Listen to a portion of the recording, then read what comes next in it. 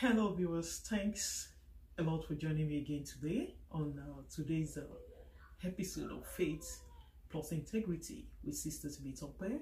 I'm your regular host and I'm so glad you could make it. And I trust God for you and I that we shall be blessed even during this time that we're going to spend together. It shall be a profitable time for us in Jesus' name. Let's close our eyes and let's have a word of prayer together before we continue. Heavenly Father, our Lord and our Savior, we bless your holy name. We give you praise, we exalt and honor you because you alone are God and no one can compare to you. Thank you because it is by your grace and mercy that we are alive to witness a day like this, and we are gathered here today even to, by faith, joining my brothers and sisters together in faith, oh Lord, even to look into your word together. We know you have something for us today, and we believe and trust in you that everything you have for us, we shall not miss it in Jesus' name. You will speak to our heart, you will bless us, you will transform us, and you will change our lives and our circumstances for good, even by the power and the influence of your word in Jesus' name. Thank you for the answer prayer. Blessed be your name, O Lord. Reign in our midst and reign over every situation, over every word, over every aspect, over every family. Reign supreme, O Lord, in Jesus' name. For in Jesus' mighty name we pray.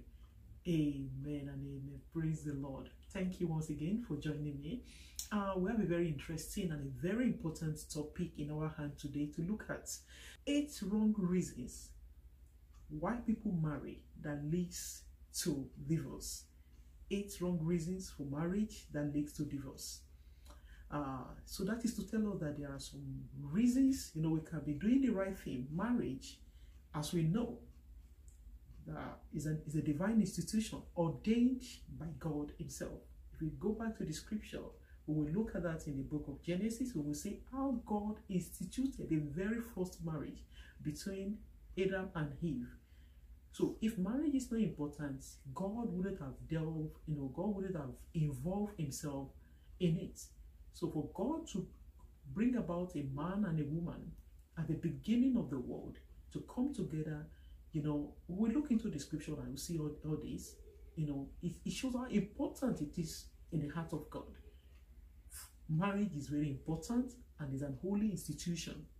And it is an institution that is set up with the intention of God to last forever. It's an eternal institution. It's not something that you go into it today and you say, oh, tomorrow you change your mind. That is why we have to get it right. We have to do it God's way. If you do things God's way, then there is always, a divine outcome.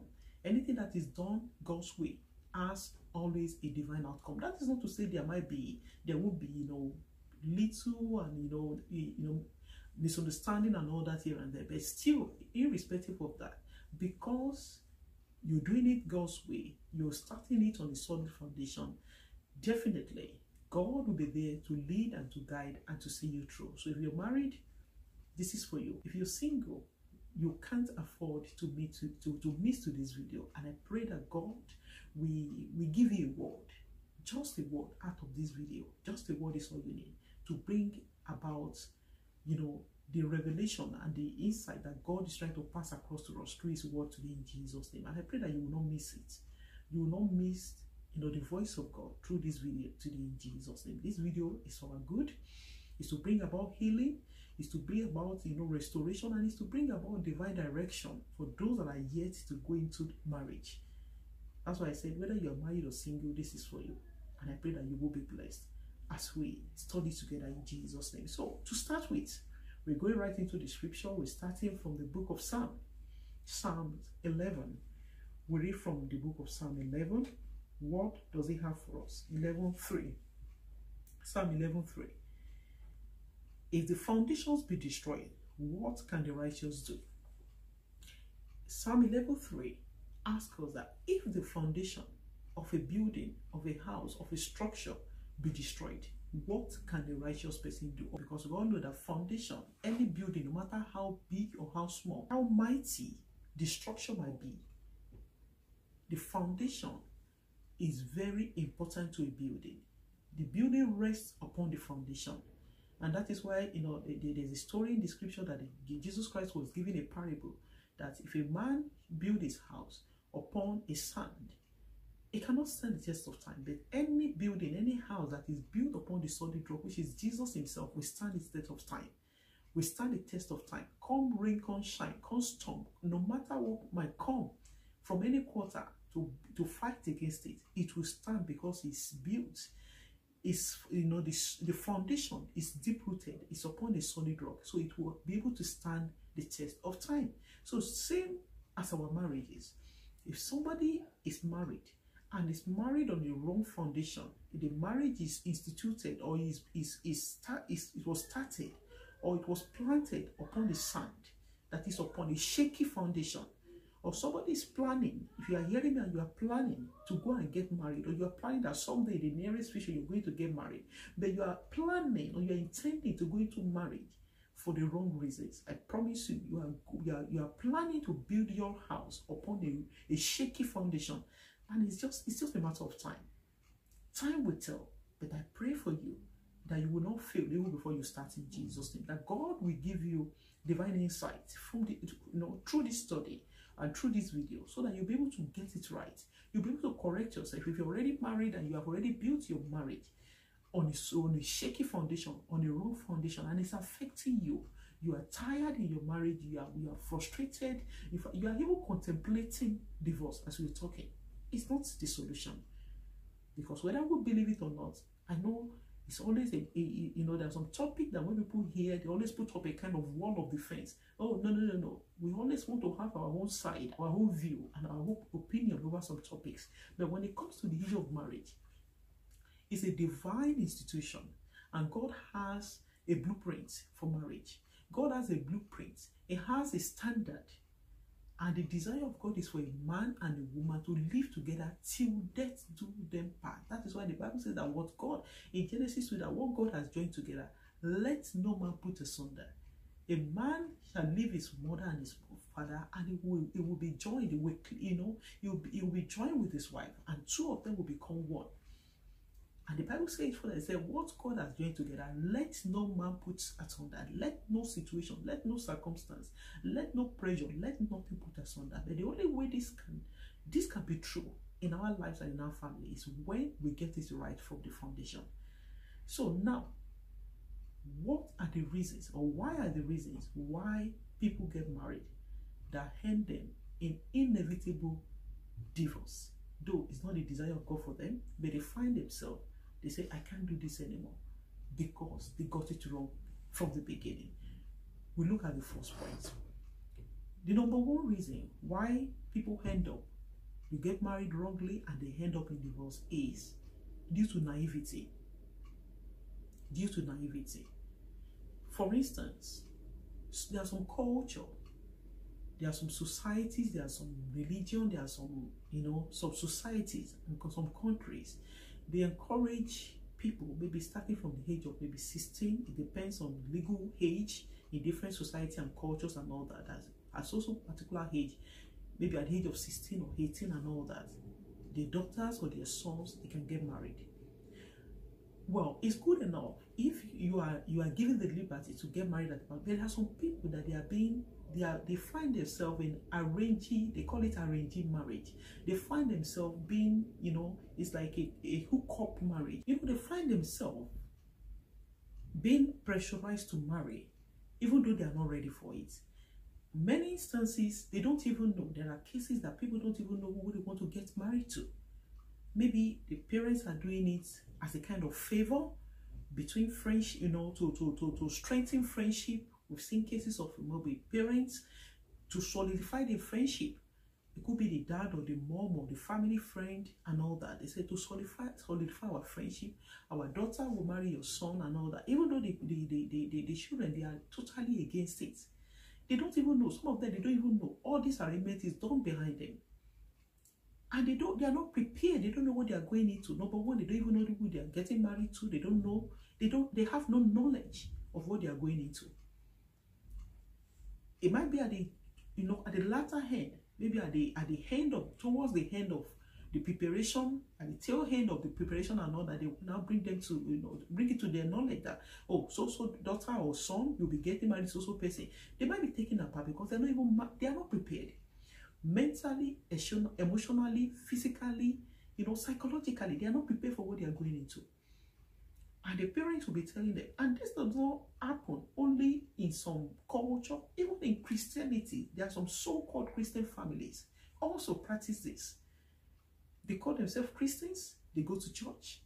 That is why the Bible says that on the last day, not everybody that call on the name of Jesus, Jesus will enter into the kingdom of God. They call themselves Christians, they go to church, but they still hook them, they still arrange their children to get married to a total stranger. It might even be somebody they know, but they are not emotionally connected to that person. Most of them are not even prepared for what is going on, what they are going into. They're not prepared for what they are going into. So now tell me how such a marriage can survive. Maybe some people might manage along the line to make it work with the mercy and the help of God. It's possible. There might be exceptional instances where, the couple along the way, they decide, okay, for the sake, we're married, they started having children, for the sake of these kids, let's make it work.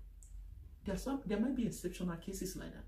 But many cases, because you are marrying somebody that you don't have any interest, most of you are not even prepared.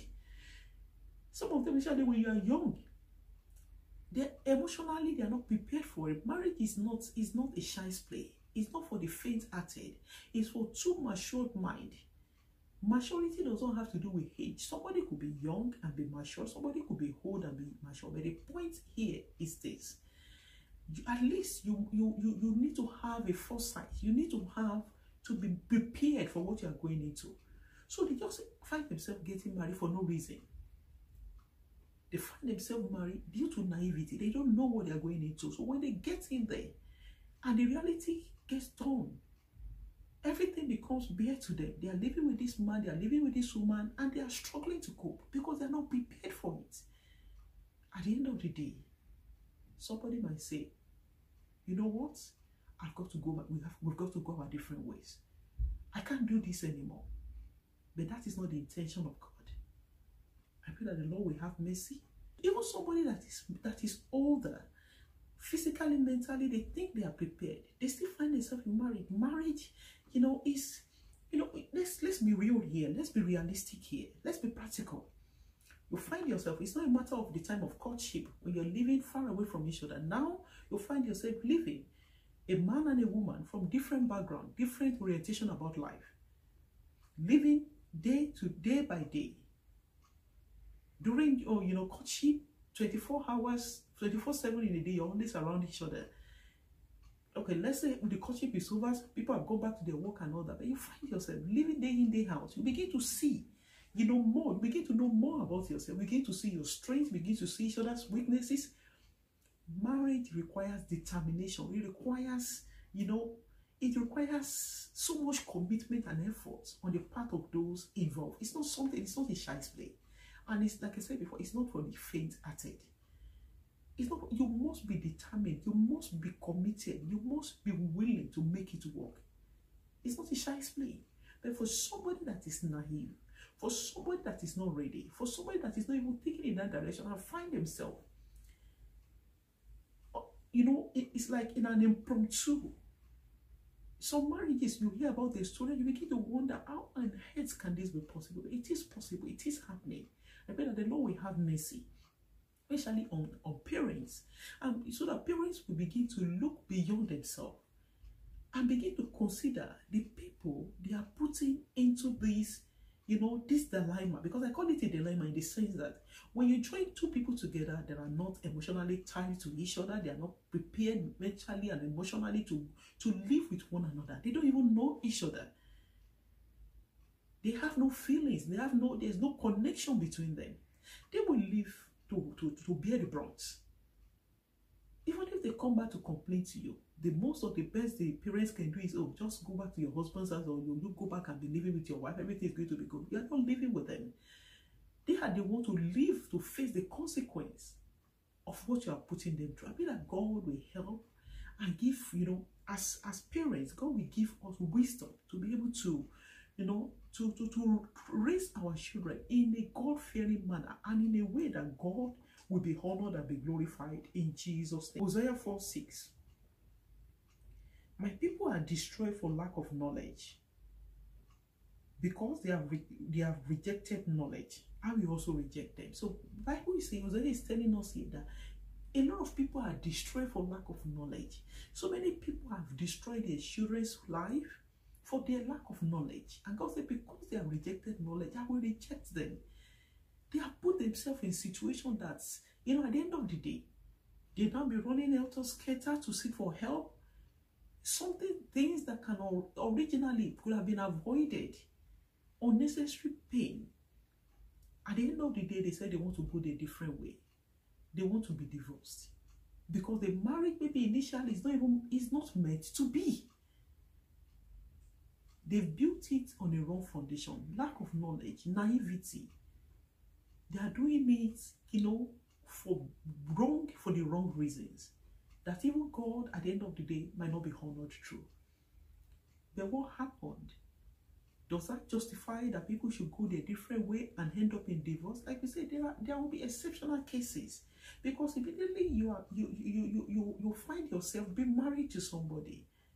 Spiritually, you are connected to that person, and the Bible says that God does not permit divorce. We'll talk about that on another day. The topic we're looking at today is just for us to take note of the wrong reasons why people find themselves in marriages that will end them in inevitable divorce. It might end them. Not necessarily, not everybody that find themselves in these situations end up in divorce. Some people can deliberately decide to make it work with prayer and with the help of God. There's some people, because they are not prepared for it, inevitably they end in divorce. But I pray that if you find yourself in that kind of situation, you are hurting and you are wondering, God, where are you? Why am I here? I pray that the Lord will bring healing and the Lord will bring hope to your hopeless situation in Jesus' name. Amen.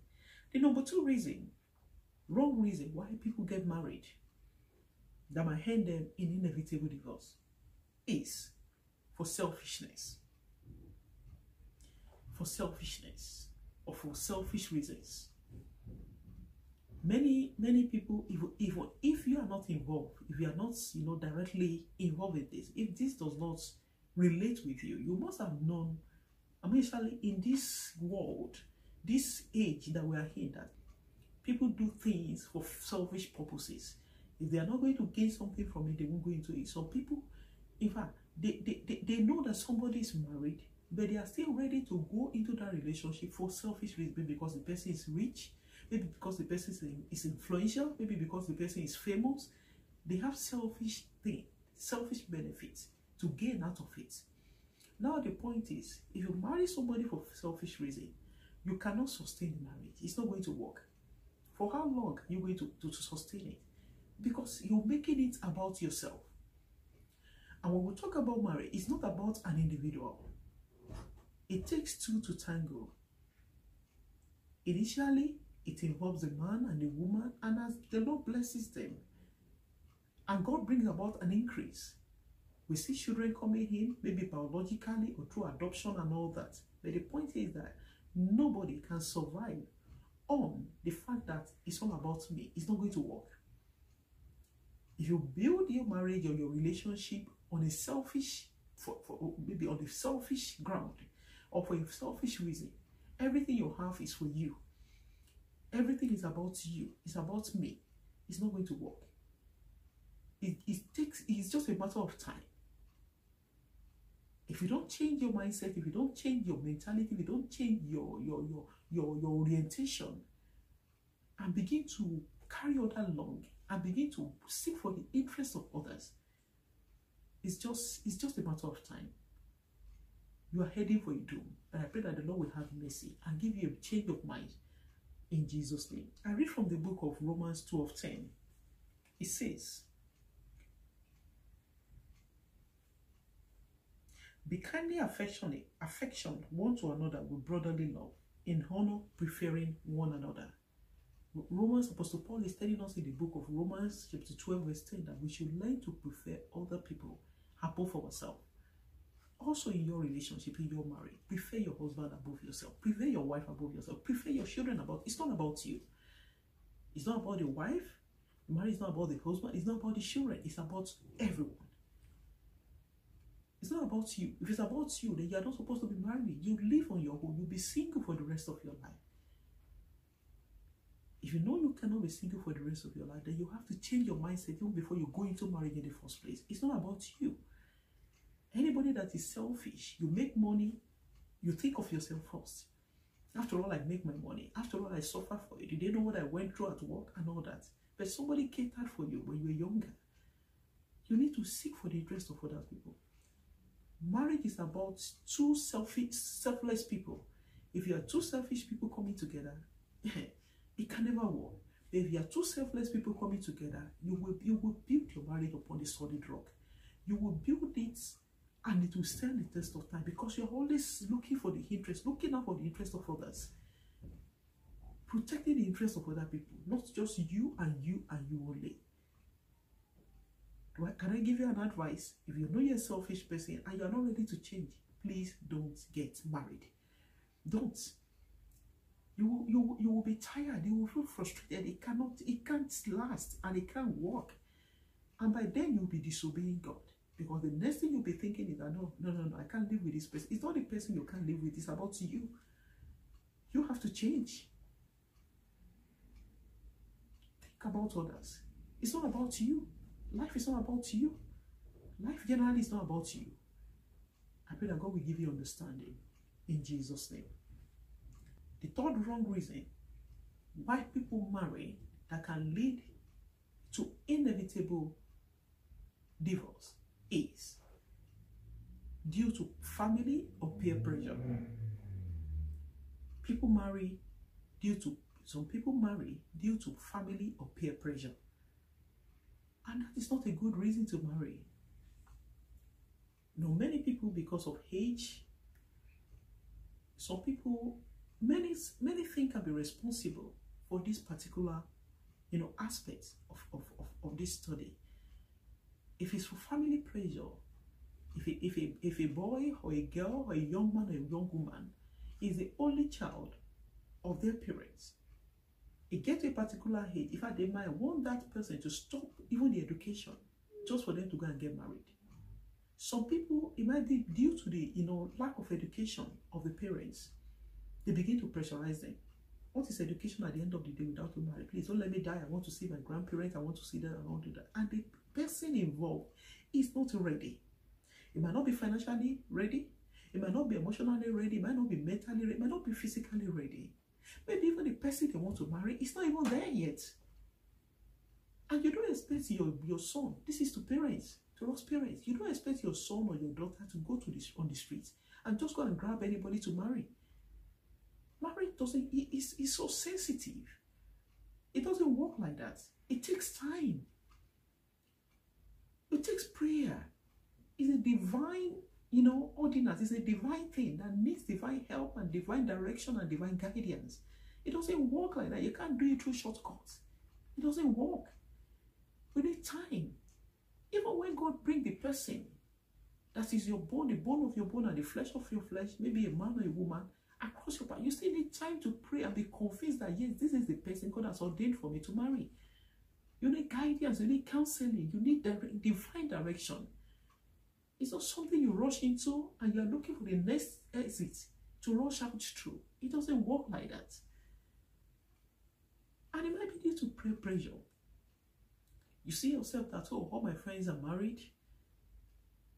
This one is getting married this week. This one is getting married next week. And this one is married. And at a particular age, I don't want to be the last one standing. Any man that is coming, you just, whether the person is right or it's wrong, you don't even know. You don't even care. You just go ahead and jump into it. Just because all your friends are married and you want to get married. Forgetting that your destiny is different. Your purpose in life is different. And where God is leading you is different. Your walk in life is different. Your life journey is different. So you don't do things because every other person is doing it. Even though marriage is important, it is God's commandment, it is God's ordinance.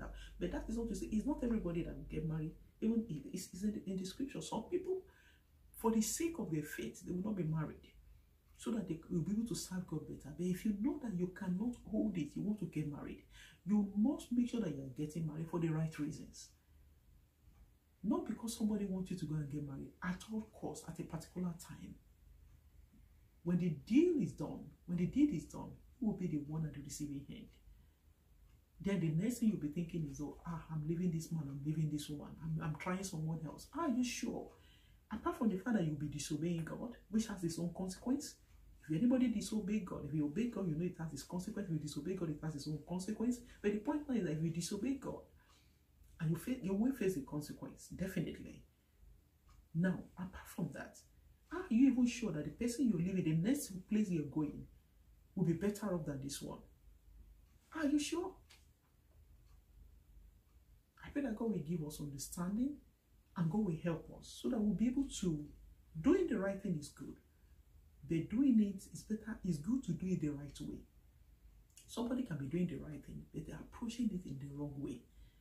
Then if you're doing the right thing, doing it the wrong way, you can't expect to get the right results. I pray that God will give us understanding so that we'll be able to learn and be able to, to be able to be open to the mind of God concerning this kind of studies. It will save us from a lot of heartache. We see a lot of people, you see a lot of marriages, you see a lot of families. It's not the desire of God. It's disheartening and it's affecting the generations coming behind. It's affecting the children. It's affecting the younger generations. What kind of signal are we passing to them? I pray that God will have mercy. God will bring about healing. Like I said before, if you find yourself in any of these situations that you are married, you are convinced that you are married for the wrong reason. Divorce is not the answer. God is a healer. God is a healer of bridges. He is a restorer of bridges. He's a healer. He's a restorer. God will restore. He will bring hope. He will bring healing. And it will bring love in a way that you never know it could. It will bring healing to your home. It will bring healing to your relationship. It will bring healing to your marriage. In Jesus' name, seek the face of God. He's able to save and he's able to help and he's able to deliver. And he will help in Jesus' name. Before we leave that point, let's read from the book of Colossians. I read from the book of Colossians chapter 3, verse 21. It says, fathers, provoke not your children to anger, lest they be discouraged. Fathers, mothers, parents, let's not provoke our children in the area of getting married, so that they will not be discouraged, so that they will not be misled, so that they will not hand themselves, because the amazing thing, or one of the things that we need to be careful about when it comes to the issue of marriage is this. Marriage has the power to change the course, the direction of somebody's life for the rest of their life. The person you marry can determine how far your life will go. Getting it wrong can affect the course of your life. So also getting it right can change one's destiny forever. I pray that we will not get it wrong in Jesus. And if you have gotten it wrong, God is a merciful God. I can assure you of that. He is a merciful God. He will have mercy and he will heal your marriage. He will heal your home. He will touch the heart of your husband. He will touch the heart of you. He will touch your own heart. Remember, the heart of even kings, Bible says, is the hand of God. God will touch the heart of your spouse and he will bring love. He will bring joy in a way you can never imagine into your family, in a way you can never comprehend. The Lord will bring joy and will bring healing and will bring hope and will bring peace in Jesus' name. Don't lose hope. But for those that are coming behind, you're watching this, please be mindful. Be mindful. Be mindful. Very important. So that your marriage will be heaven on earth, will not be hell on earth. You will not live to endure your marriage, but you will live to enjoy it in Jesus' name. And you will be a role model, a godly role model for those coming behind. They will say, oh, I want my marriage, I want to pattern my marriage after that sister or after that brother or after that family's marriage. And I pray that God will make you and I, our marriage will be heaven on earth in Jesus' name. Amen. The number 4 reason why people get married, wrong reasons why people get married that can lead to inevitable divorce, is for status. For status, for change of status. When somebody say, I'm tired of being single, I want my status to change. I want to change my status from being single to married. It will amaze you why people do things. You need to listen. You need to listen to some people talk. Then you begin to wonder, why on earth? Just to change your status from being single to married. Then after that, what happened? So that when they ask you, you can flaunt your ring about and all that. You know, after that, marriage is more complex. It's more divine. It's more complicated. It's more sensitive, more fragile than that. It's complex. It's not like they say that life is not a bed of roses. Marriage is not a bed of roses. It doesn't work like that. When your status changes, but your mindset has not changed, your life has not changed, your way of thinking has not changed, but your status changed. You're married now. As a lady, you are at home, but you can't even manage the marriage. Emotionally, you're not prepared to manage it. You can't cook. You can't take care of the house. You can't pray. You can't get anything done on your own. Even when you're still living with your parents, you're struggling to get things done. You can't pull yourself together. You can't live independently on your own. But now you are getting married. You become a burden on somebody else. Because you're not prepared. You don't know what marriage is all about. You're not prepared for it. I pray that the Lord will have mercy. The Lord will have mercy and give us understanding. To let you know that whether you're single, whether you're married, you are the Lord. Especially if you're a believer and you're watching this, you belong to the Lord. Marriage, be single, be married, does not make you complete. It doesn't make you complete. If you know who you are before you get married, you can stand on your feet before you get married. Getting married will just be there to complement you. It will be there to complement you. It's not getting married for change of status. It's not the end. It's just like a beginning. Your status is changed, but has your life changed? Is there anything you brought into the relationship you have to put on the table to contribute to the relationship, or just for your status to change? What do you have in your hand to contribute to the relationship? What have you got to offer? What do you have in your hand?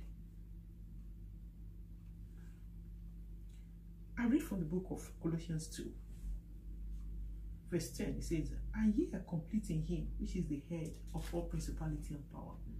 Beloved, sister, brother, that you're watching me, or maybe if you're a parent and you're watching this, you have children that are growing up, and one day, there will be plans for them to get married and to settle down. Let's know that we are complete in Christ as long as you're a child of God. In Christ, you are complete. Marriage is there to play its own part. But just changing your status from being a single to married, when you are not prepared for the journey ahead of you, marriage is a lifelong journey. It is a lifelong journey. It's not a journey that you start today and before you start, you are planning ahead. If it doesn't work in the next 1 year or 2 years, I'll be out. It doesn't work like that. Is not the intention of God. Men can change. God does not change. God hasn't changed. That's not the plan and the intention of God concerning marriage. The intention of God concerning marriage is for you to be together till death do you part. And the death to you part is not the kind of death that is human orchestrated. You can't orchestrate it. So we have to be mindful and be sure that we are ready and we know, we understand, we have a foreknowledge of what we're going into. The scripture tells us in the book of Luke 28 says, "For which of you, intending to build a tower, sitteth not down first and counted the cost, whether he have sufficient to finish it?" How can you just go into marriage? Considering the fact that we said this is an institution, it's a holy institution ordained by God. to last for eternity. Anything that you imagine that will last for eternity is something that requires perseverance, that requires for you to be deliberate. You must be deliberate. You must be intentional. You must be ready to give. You must be ready to let go. You must be ready to pay the price. There's price to be paid, to let go of yourself for the sake of others. So you need to sit down first and count the cost. You can't plan to build a building without imagining, okay, if it's a bungalow, how much will it cost me? What will it cost me to build this building? If it's a one-story building, if it's a mansion, if it's a whatever it is, you need to be able to sit down and count the cost before you go into it. If not, you're starting a project you might not be able to finish. I pray that God will give us understanding and will help us so that we will save ourselves from unnecessary heartache, unnecessary burden, unnecessary, when children are now involved in the marriage, so that our life will not frustrate the generation coming after us. Some children are afraid to get into marriage because of the examples they are seeing in their parents' marriages. They are watching. They are watching. They might not be talking, but they are watching you. And some of them, because all they see is negativity, all they see is problem day and night. All they see is, is trouble. And they are asking themselves with it, that does it worth it?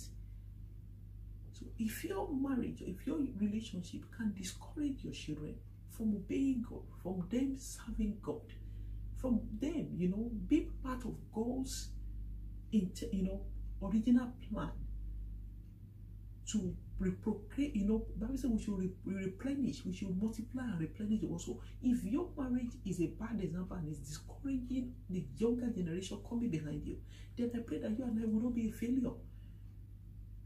When your children are looking, what are they saying?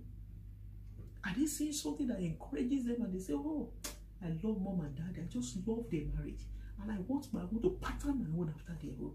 Can your children say so? Can they say so? Or your intention is just about you, because I want to change my status, I want to be married. Now you are married, so what? What happened after that? Is that enough? Is that enough reason for you can enjoy your singlehood and discover yourself and realize who you are in Christ? Then when the time comes for you, at God's appointed time, God prepares you for the man or the woman He has prepared for you before the world began. Because there is somebody that God has prepared for you. If you can wait for God's time, you can read God's way, it will amaze you how God can lead and guide you in this, in this journey of your life, in this aspect of the journey of your life. And I pray that you will not get it wrong. And if you have gotten it wrong, remember, God is merciful. He's still able and He's alive, and He can heal, and He will heal you. He will heal your home, He will heal your marriage, He will bring hope in Jesus' name. Number 5 reasons why people get married,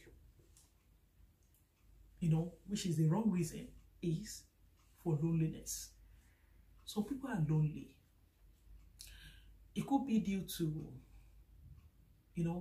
for so many reasons. Some people are lonely by nature. Some people, they will tell you they are introverts. They don't really relate with people, they keep to themselves and all that. And that can make you always to yourself, can make you better. Are you sure that when you get married, you will open up? Do you know that it is possible to be in the midst of people and to still be lonely? People can surround you. Your wife can be there. If you marry because you are lonely, your wife, your children can surround you. But in their midst, you are still lonely. It's a state of mind. It's you. It's you that you need to deal with yourself first. It's good to be lonely and say, I want to marry. What does the Bible say about it anyway? Let's see the mind of God concerning it. Let's read from the book of Ecclesiastes.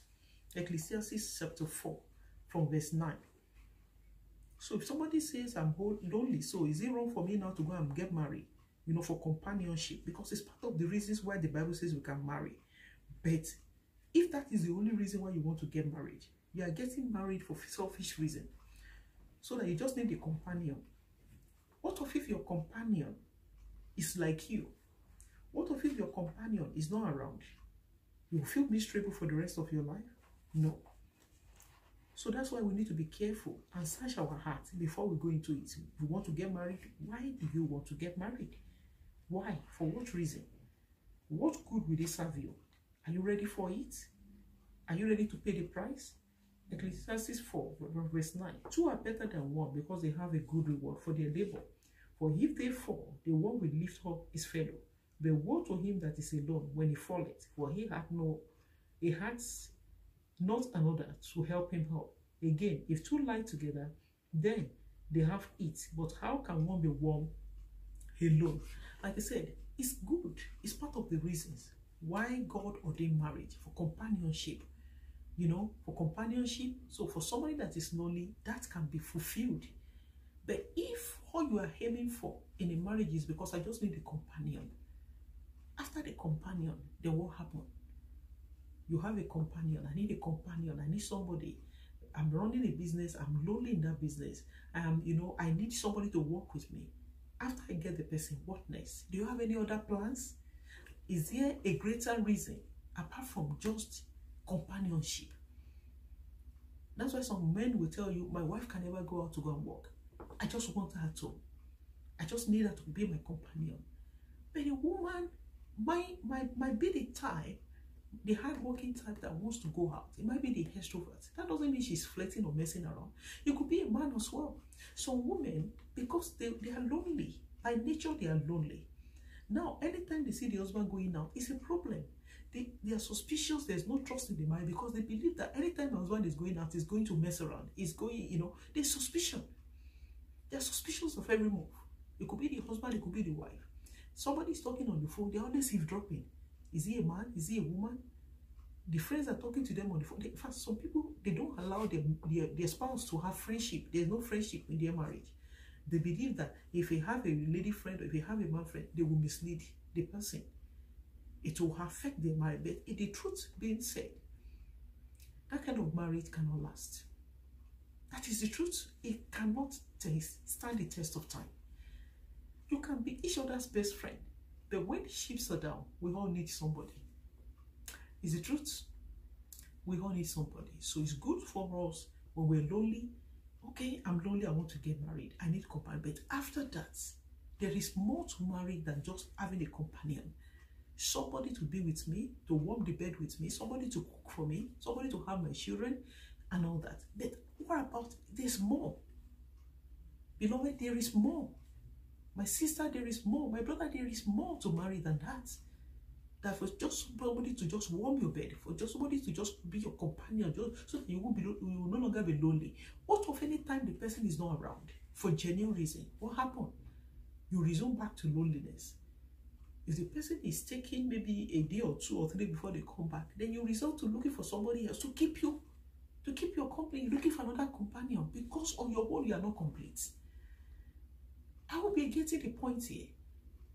The Bible have good reasons for all these things, but if we are doing them for the wrong reasons, then that is why things doesn't work. We'll be blaming, oh, marriage is bad. It's not marriage that is bad, but we have to search ourselves why we are doing what we are doing and how we are doing it. That is not making it to work for us. I pray that God will help us and give us grace to be able to, to be able to revisit anywhere we have gone wrong. God will give us the grace to be able to revisit, and His mercy will bring about a divine turnaround, so that our marriages and our families will be a model for others, especially for those that are coming behind us. And the only way others want to emulate us, they want to be like us, is if we get it right on a solid foundation. We start on a very solid foundation. That is because we say it again to Psalm 11 that if the foundation be destroyed, what can the righteous do? I pray that God will have mercy in Jesus' name.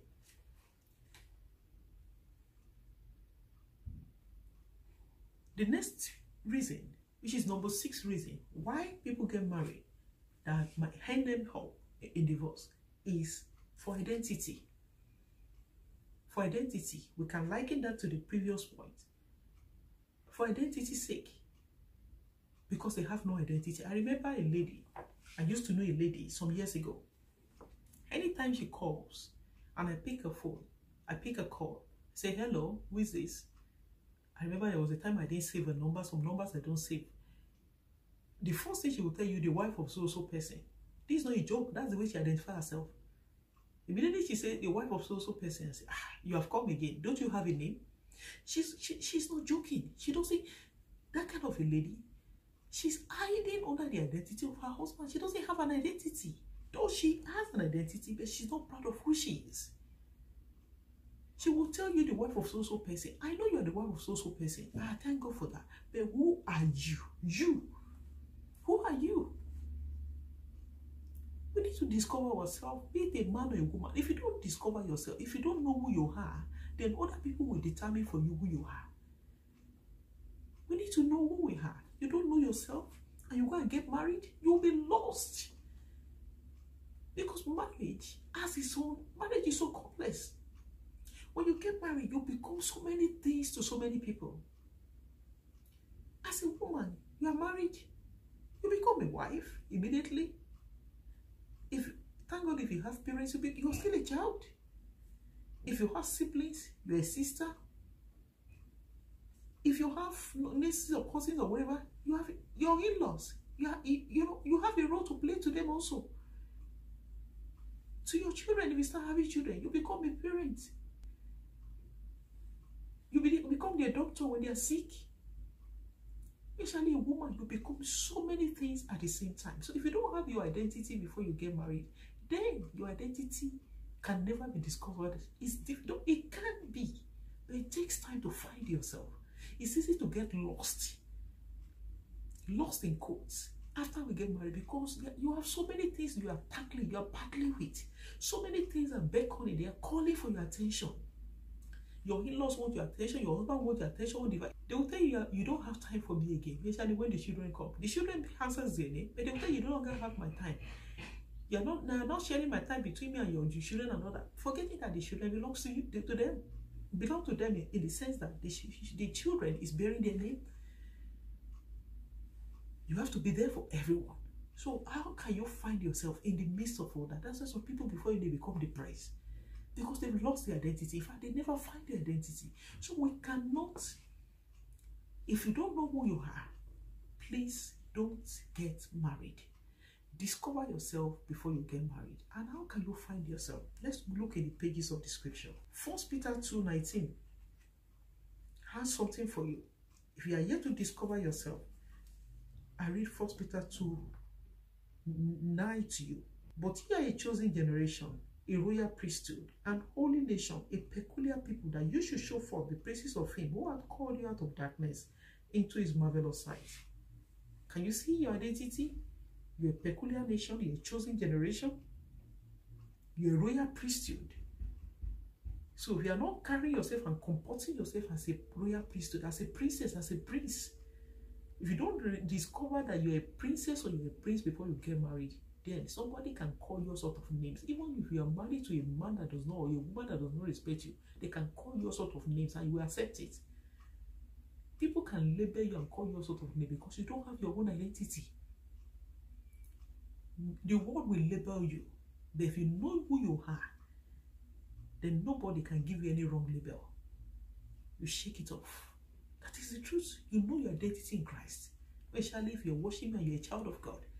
You have to discover your identity. I'm saying this because there are so many people, young people out there, they are under pressure, they want to get married, but they don't know themselves. They go to job, they have a job, but they don't know who they are. Bible is telling you that you are a chosen generation. You are a priesthood. Carry yourself with dignity. Carry yourself with respect. Carry yourself. Don't let any man toss you around as if you are begging somebody to marry you. What for? You are a royal priesthood.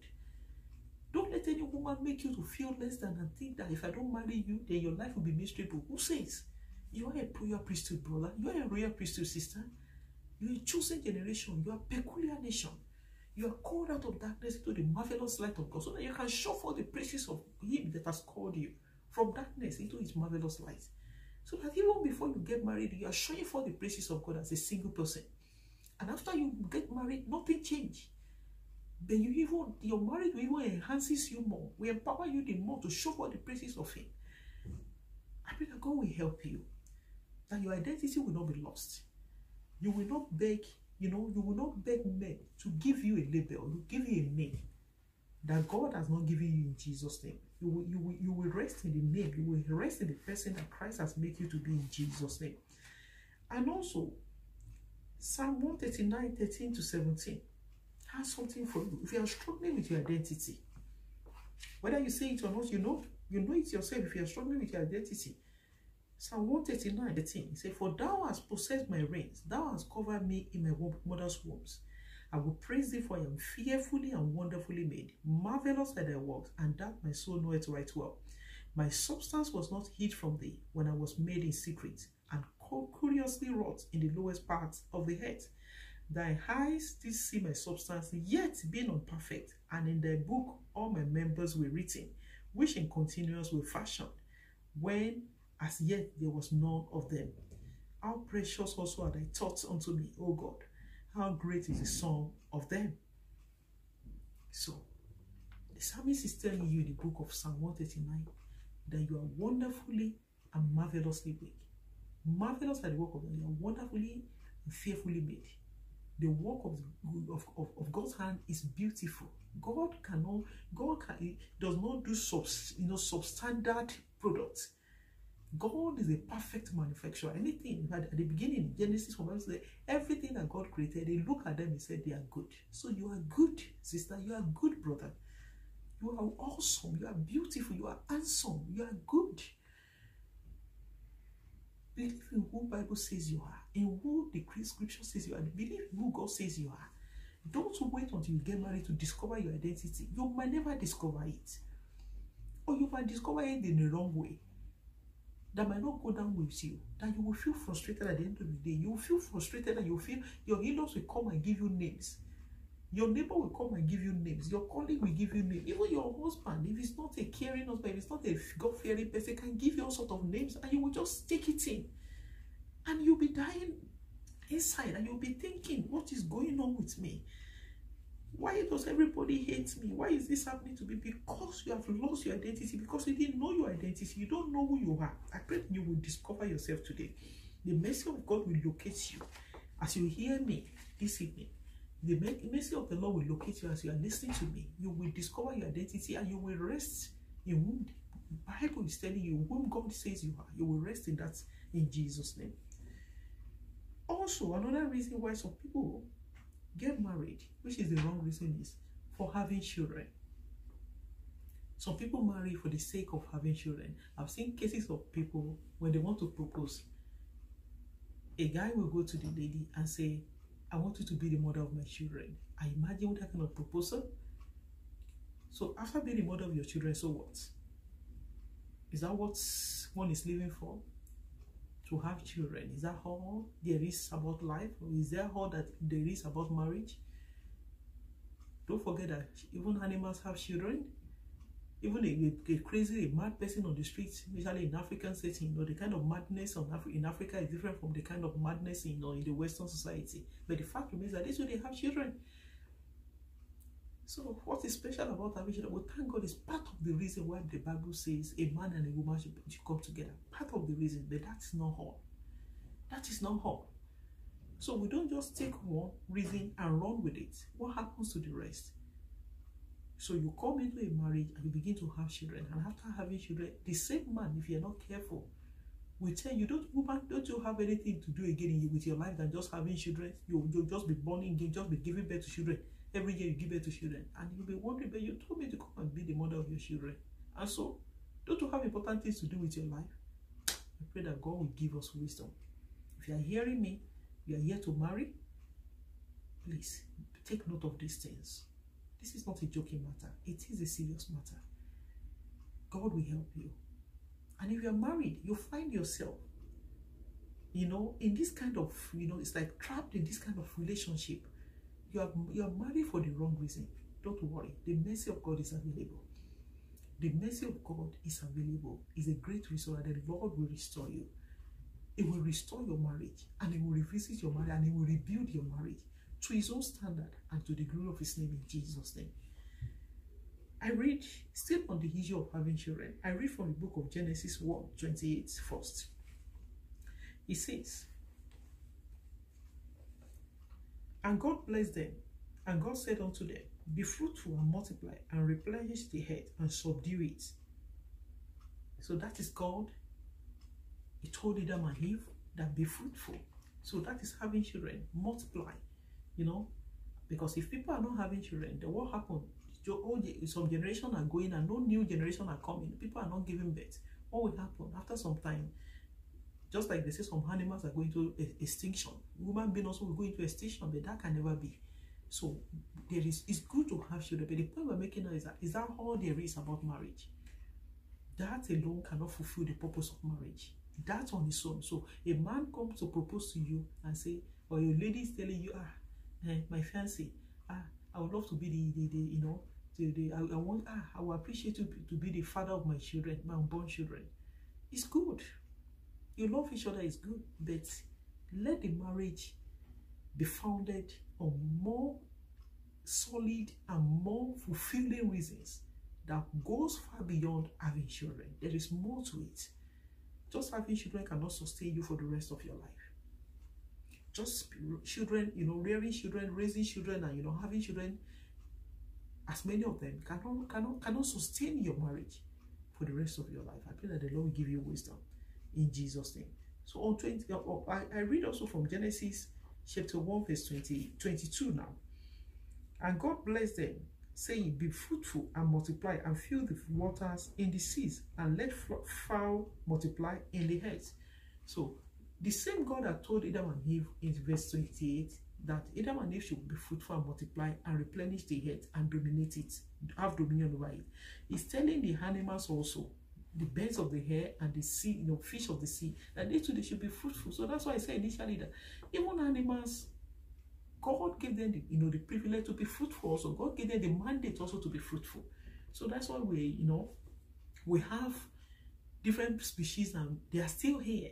Any animal that goes through extinction because they are not fruitful, they've been phased out. You can no longer see that generation is wiped out. So that a man and a woman is having children is good. It's God that gave them the mandate. But not only man has the mandate, even animals have the mandate. So like I said initially, having children alone is not enough to sustain a marriage. I pray that God will give us understanding in Jesus' name. And lastly, the eighth reason why people get married that can lead to inevitable divorce is when you marry somebody out of pity. Out of pity. Or maybe you marry somebody to reward them for their kindness or for something, for compensation or for reward or whatever. Or out of pity, you pity the person. Maybe you see somebody going through a particular situation, you heard the person's story and you feel sorry for that person. I really feel sorry for this person. If I marry this person, this person's life can change. I'll go ahead and marry him. I can help him. I'll go ahead and marry her. There is more. It's good enough on its own, but there is more. Because human nature, this moment you pity the person, out of it that pity, the compassion or the empathy or the sympathy you have for the person runs out after some time. How do you want to sustain that marriage? How do you sustain the marriage? So marry people out of pity or out of kindness. Let me pay him back or pay her back, for his kindness or for her kindness, or because I really pity her. Her condition, I heard her story, I feel so sorry for her. She's an orphan, the parents, they died, and she finds herself as an orphan. I heard her story, I just feel I'm going to support her. You can support somebody. You don't necessarily have to marry that person. If you want to marry the person, let it be that if you are convinced that that is the person and you have a future, God has a plan for you together, not just to pity the person. I read from the book of Ruth, from chapter 3 from verse 7. Ruth 3:7. And when Boaz had eaten and drunk, and his heart was merry, he went to lie at the end of the heap of corn. And she came softly and uncovered his feet and laid her down. And it came to pass at midnight that the man was afraid and turned himself And behold, a woman lay at his feet. And he said, Who art thou? And she answered, I am Ruth, thy handmaid. Spread therefore thy skirts over thy handmaid, for thou art a near kinsman. And he said, Blessed be thou of the Lord, my daughter, for thou hast showed more kindness in the latter end than at the beginning, insomuch as thou followest not young men, whether poor or rich. Now, my daughter, fear not. I will do to thee all that thou requirest. For all the city of my people does know that thou art a virtuous woman. Ruth, though this is an divine arrangement, but in this story, Ruth was the one after Boaz. She went into Boaz's tent so that Boaz, can lay with her, and they will end up marrying each other probably. Boaz was an elderly man, Ruth was a young lady. And the woman was afraid. Though he was drunk, he woke up and he was like, what's going on there? Who is there? And he discovered, because he already knew Ruth. He knew about Ruth's story, how the husband died, and and all the predicament that befell Ruth. They were going through trying moments. So out of compassion, out of pity, Boaz promised her that, don't worry, my daughter. I will do what you want me to do to you. I will marry you. I see that as somebody marrying somebody out of pity, because I feel for her. But thank God for their own story, because it ended well. But not all the story in that situation, stories in this kind of situation that ends well. I'll marry her because I pity her. The human nature, women are unstable.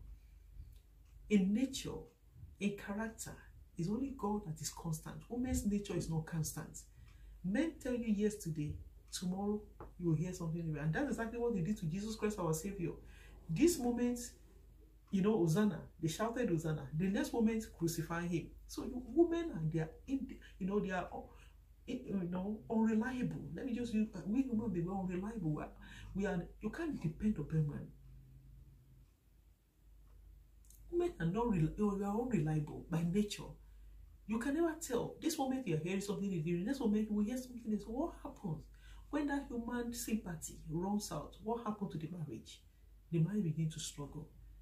One person is trying to make it work, the other person is hard enough. I'm just tired. I can't do this anymore.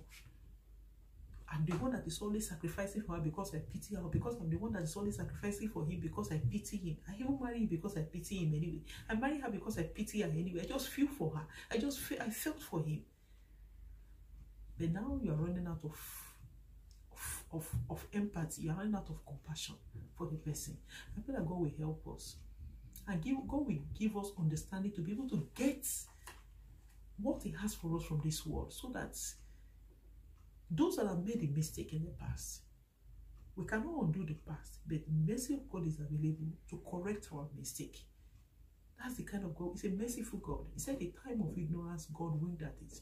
Your time of ignorance, if you are married for the wrong reason and it's affecting your marriage now, in fact, you are the edge, you are the verge of, I might have to leave this one, I might have to leave that one. That is not the answer, because God does not support you.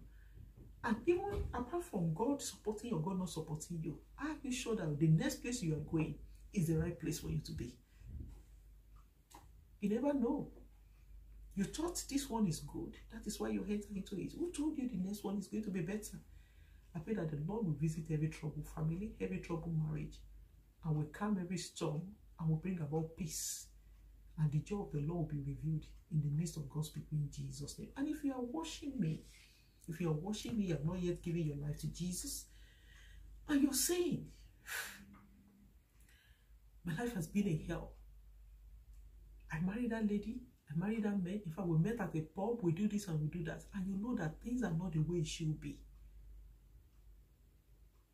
God's mercy is available to you also. All you need to do is to surrender all. Surrender all to Jesus and let him be the Lord of your life. Let him come into your family. Let him come into your life first. You can't change your wife, but when God changes you and it changes your life now can be a mirror to your wife or to your husband. And I pray that the mercy of God will extend will reach out to you and to your family. I will bring about healing. I will bring about hope in the midst of your hopelessness in Jesus' name. If you like I said, if you're watching me and you have not yet given your life to Jesus, if you don't mind, close your eyes and let us pray together. And it will amaze you what the Lord can do. God bless you. You say these words after me. Dear Lord, thank you for your love. Thank you for loving me and dying for me. I accept I'm a sinner. I acknowledge I'm a sinner. I need forgiveness. Forgive me of my sins. Come into my life. Be the Lord of my life. Be the captain of my ship. Bring hope to my hopeless situation. And give me joy, even as I follow you this moment. And give me the grace to follow you even to the very end in Jesus' name. Thank you for answering my prayer. Thank you for forgiving my sins. And give me the grace to serve you to the very end in Jesus' name. For in Jesus' mighty name, I pray. Amen. Amen. God bless you. I thank God for your life. You've just given your life to Jesus. Congratulations. I rejoice with you. Bible said there's rejoicing in heaven over a single sinner that repents. So heaven is rejoicing over you. And I pray that the grace to be consistent in this walk of faith, the Lord will grant unto you in Jesus' name. May I encourage you that as the Spirit of the Lord leads you, you find yourself a Bible-believing church where the Word of God is preached so that you can grow in your newfound faith. You are now born again. You are a newborn baby in the faith. You need to grow. And the only way you can grow is to feed on the milk of the Word of God. I pray that the Spirit of God will lead you to the rightful place for you in Jesus. And I also encourage you to join me here regularly on this platform, on this channel, as the Lord gives the grace, as we'll be sharpening one another, as iron sharpening iron. I pray that you will find, comfort, and you will find encouragement as you spend time on this platform with me in Jesus' name, and with our other brothers and sisters in the Lord. I pray that the Lord will bless you and enrich your soul, and bless your family, and bless the work of your hand, and bless every life in Jesus' name. Thank you, everyone, for being a part of today's video. I'm so grateful. I appreciate you. If you were here before and you return to be a part of the video, I appreciate you sincerely. God bless you for coming. And if you're watching me for the very first time, kindly consider subscribing. I appreciate you. Consider subscribing to the channel and click that bell button. Is the notification button. It will help you to be able to know whenever I upload a new video. In fact, you'll be the first to know anytime I drop a new video, so that you won't miss out on anything.